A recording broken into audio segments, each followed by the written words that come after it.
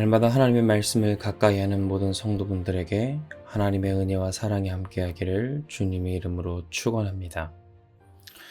오늘 우리에게 주시는 하나님의 말씀은 로마서 13장 3절에서 7절까지의 말씀입니다.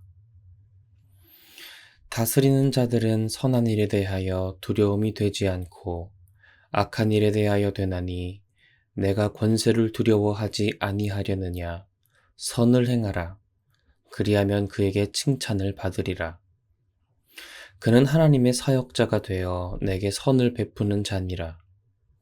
그러나 내가 악을 행하거든 두려워하라. 그가 공연히 칼을 가지지 아니하였으니 곧 하나님의 사역자가 되어 악을 행하는 자에게 진노하심을 따라 보응하는 자니라. 그러므로 복종하지 아니할 수 없으니 진노 때문에 할 것이 아니라 양심을 따라 할 것이라. 너희가 조세를 바치는 것도 이로 말미암음이라. 그들이 하나님의 일꾼이 되어 바로 이 일에 항상 힘쓰느니라. 모든 자에게 줄 것을 주되 조세를 받을 자에게 조세를 바치고 관세를 받을 자에게 관세를 바치고 두려워할 자를 두려워하며 존경할 자를 존경하라. 아멘. 지난 시간 우리는 그리스도인의 이 세상의 권세와 정부가 모두 하나님이 세우셨으며 그 목표는 모두 정의와 공의로운 사회를 만들기 위함임을 함께 나누었습니다. 그 사회 안에서 우리는 권세가 하나님의 뜻을 거스를 때는 비판의 올바른 소리를 해야 하고 또한 그 정부가 정의와 공의를 바로 세울 때는 응원하고 지지해야 함을 함께 나누었는데요. 따라서 올바른 국가와 그리스도인의 관계는 특정한 정당과 권력에 선동되는 국민이 아니라 하나님 나라의 법칙을 지지하는 하나님 나라의 백성이 되어야 함을 나눴습니다. 오늘은 이어서 바울이 전하는 국가와 그리스도인에 대한 관계에 대해서 더욱더 함께 나누어 보려고 합니다. 3절 말씀입니다. 다스리는 자들은 선한 일에 대하여 두려움이 되지 않고 악한 일에 대하여 되나니 내가 권세를 두려워하지 아니하려느냐. 선을 행하라. 그리하면 그에게 칭찬을 받으리라. 바울은 이전 구절에서 권세에 대해서 얘기했다면 이제는 다스리는 자로 구체적인 단어를 사용합니다. 여기서 바울이 사용하는 권세나 다스리는 자와 같은 이 용어는 실제 로마에서 정부 기관들을 부르는데 사용했던 단어입니다. 오늘 우리 시대로 말하자면 특별 어떤 구청, 어떤 구의원과 같이 실질적으로 그 시대에 쓰였던 용어인 것이죠. 그리고 지금 실제적으로 다스리는 자라고 직접적으로 언급하며 위정자에 관한 이야기를 바울은 하고 있습니다. 바울이 말하는 다스리는 자가 두려움이 되는 때는 우리가 악한 일을 행하였을 때라고 전합니다. 하나님이 세우신 권세와 그 안의 위정자와 우리의 관계는 어떠해야 할까요? 그 관계는 두려움이 아닌 호의적인 관계가 되어야 합니다. 그리고 호의적인 관계가 되기 위해서는 악이 아닌 선을 행해야 하는 것이죠. 얼마 전에 제 아내랑 정우랑 같이 망원시장을 가려고 나왔습니다. 그런데 교회 앞에 신용카드가 떨어져 있는 겁니다. 모두 아시다시피 교회 앞이 바로 버스 정류장인데 누가 버스를 기다리다가 흘리고 버스를 탄 것 같았습니다. 이 카드를 어떻게 해야 하나 아내랑 이야기하다가 이제 교회에서 가까운 망원 파출소가 생각이 났습니다. 그래서 아내랑 얘기하고 파출소에 가져다 주자는 결론이 나왔죠. 그런데 아내랑 제가 살면서 파출소 드나들 일은 그렇게 한 적이 없기 때문에 이번에 파출소 안으로 들어가는 것은 처음 있는 일이었죠. 또 우리 정우를 데리고 난생 처음 아내랑 파출소 건물 안으로 들어갔습니다. 조금 떨리는 마음으로 정류장에서 카드를 주어 분실물 신고를 하려고 한다고 이야기했습니다. 처음 파출소에 들어가다 보니 경찰관 분들이 괜시리 무서울 것만 같았죠.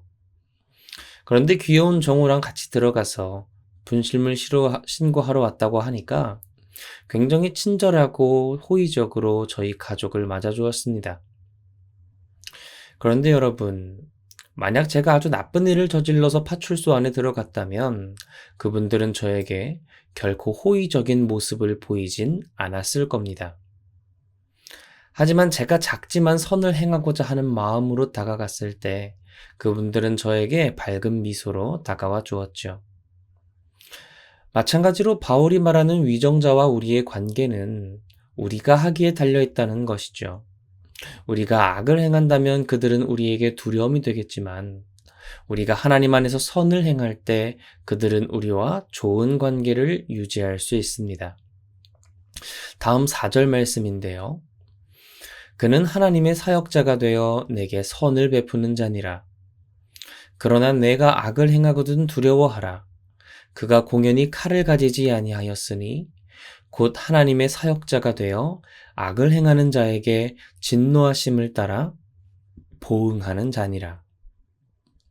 바울은 이어서 위정자들이 하나님의 사역자가 되었다라고 전합니다. 위정자들은 하나님이 세우셨다는 말은 역사의 주권자가 바로 하나님이 되신다는 말씀인데요. 그리고 하나님이 세우셨기에 우리는 그들을 존중하고 그들을 하나님의 사역자로 바라보아야 하는 것이죠. 다윗은 아주 악한 왕이었던 자신을 죽이려는 사울을 자신의 손으로 함부로 대하지 않았습니다. 마음만 먹으면 사울의 목숨을 손쉽게 빼앗을 수 있었지만 그렇게 하지 않았죠. 왜냐하면 그 사울을 세우신 분이 바로 하나님이셨기 때문에. 그렇게 위정자들은 하나님의 도구로 쓰임받아 이 땅 가운데 악을 심판하는 칼로 쓰임받게 됩니다. 그렇기에 우리는 악을 행하여 그 심판이 우리에게 향하도록 하면 안 된다고 바울은 이야기하는 것이죠. 다음 5절 말씀입니다. 그러므로 복종하지 아니할 수 없으니 진노 때문에 할 것이 아니라 양심을 따라 할 것이라. 바울은 우리가 하나님이 세우신 사역자의 권세 아래에서 선을 행하기 위한 일들을 따라야 한다고 말합니다. 그러면서 동시에 그것이 단순히 우리에게 임하는 심판이 두려워서 행하는 소극적인 행동이 되어서는 안 된다고 전하는 것이죠. 그것이 아니라 하나님이 우리 사람에게 주신 양심을 따라 행해야 한다고 바울은 전하고 있습니다. 하나님 나라의 백성된 성도라면 적어도 단순히 두려움 때문에 어쩔 수 없이 선을 소극적으로 행하는 것이 아니라 하나님 나라의 백성된 자로서 마땅히 양심에 따라 남들 보기에 모범이 되는 선을 행하는 자가 되어야 한다는 것이죠. 우리의 행동의 기준이 나라의 권세와 위정자에 달려있는 것이 아니라 하나님이 우리에게 주신 양심에 달려있을 때 우리는 정치 권력과의 관계에서도 건강한 자세를 유지할 수 있습니다. 단순히 맹목적으로 정부와 위정자를 따르는 것이 아니라 그들이 양심을 벗어나는 행동을 할 때는 그들의 부당함을 지적하며 평화적인 저항을 할 수도 있어야 하기 때문이죠. 실제로 구약의 선지자들은 불의한 정치 권력에 대하여 양심에 따라 바른 소리를 내었고 평화적으로 저항하였습니다. 마찬가지로 우리 교회사 안에서도 가톨릭 교회가 양심에 벗어나는 일을 했을 때 양심 있는 신학자들이 개혁을 하며 일어났었습니다. 그 종교개혁의 역사 위에 서 있는 것이 바로 우리 개혁교회이죠. 다음 6절 말씀입니다. 너희가 조세를 바치는 것도 이로 말미암음이라. 그들이 하나님의 일꾼이 되어 바로 이 일에 항상 힘쓰느니라. 바울은 이어서 우리가 세금을 내는 이유에 대해서도 설명합니다. 우리의 소중한 돈을 나라의 세금으로 내는 이유는 그들이 하나님의 도구가 되어 이 땅에 정의와 공의를 세우기 위해 서 있기 때문이라는 것이죠. 만약 이 나라에서 아무도 세금을 내지 않는다면 무슨 일이 일어날까요? 먼저 군대를 유지할 수가 없어 국가 안보가 위협받을 것입니다. 그리고 경찰기관을 유지할 수도가 없어 우리의 치안이 무너지게 되겠죠. 또한 소방기관도 유지가 되지 않아 화재가 나거나 우리가 위험할 때 우리를 위해 달려올 사람은 없게 될 것입니다. 이처럼 그 나라의 기관과 정부는 이 땅의 질서와 정의를 유지하기 위해 일하고 있기 때문에 우리는 마땅히 우리가 내야 할 세금을 성실하게 납세할 의무가 있고 이것이 바람직한 그리스도인의 모습임을 바울은 전하고 있는 것이죠. 마지막 7절 말씀입니다. 모든 자에게 줄 것을 주되 조세를 받을 자에게 조세를 바치고 관세를 받을 자에게 관세를 바치고 두려워할 자를 두려워하며 존경할 자를 존경하라. 여기서 바울이 말한 모든 자에게 줄 것을 주되라는 말을 원어적으로 다시 번역하면 모든 사람에 대한 의무를 완수하라라는 뜻이 됩니다. 그러니까 우리가 이 국가 안에서 생활함에 있어서 우리가 세금을 내는 것이 마땅한 해야 할 의무이며 이 의무를 소홀히 하는 것은 국가라는 통치기구를 주신 하나님의 권위를 무시하는 일이기 때문에 두려워해야 한다는 것이죠. 지금까지 종교인이 세금을 내지 않았는데 몇 년 전부터 이제 종교인 세금 문제가 논란이 되었습니다. 여러 논의가 있었지만 결국 종교인도 일반 직장인보다는 적게 내지만 세금을 내도록 결정이 되었죠. 그래도 저는 이제 세금을 낼 수 있다는 사실이 참 기분이 좋았습니다. 라고 말은 하고 싶지만 참 이 사람 마음이 간사한 게요. 마음은 그래 나도 이제 세금을 내는 어엿한 이 나라의 하나의 떳떳한 국민이 되겠구나 라는 마음은 있어도 근데 내 지갑 안에 있는 돈이 또 나가는 거면 또 다른 이야기가 되더라고요. 뭔가 세금 내는 게 굉장히 크게 느껴지고 내기 싫고 뭔가 내 소중한 돈을 빼앗기는 것 같은 그런 느낌. 저도 사람인지라 조금 그런 느낌이 솔직하게 들었습니다. 그런데요. 오늘 말씀을 묵상하면서 또 제 생각을 바꾸게 되더라고요. 내가 세금을 내는 이유가 이런 이유구나. 단지 나라에서 내라고 해서 내는 게 아니라 그 나라와 정부 너머에 계신 하나님을 보고 내는 것이구나 라는 생각이 들었습니다. 이어서 바울은 마지막으로 정부와 위정자들에 대해서 성도가 취해야 할 태도를 언급합니다.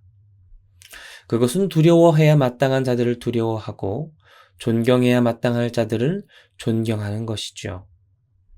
비록 지금 선출된 위정자가 내 마음에 들지 않고 능력이나 자질을 갖추지 않아 보인다고 할지라도 우리는 그 사람이 아닌 그 자리의 중요성을 보고 그 직책으로 인하여 두려워하고 존경해야 함을 바울이 이야기하고 있는 것이죠.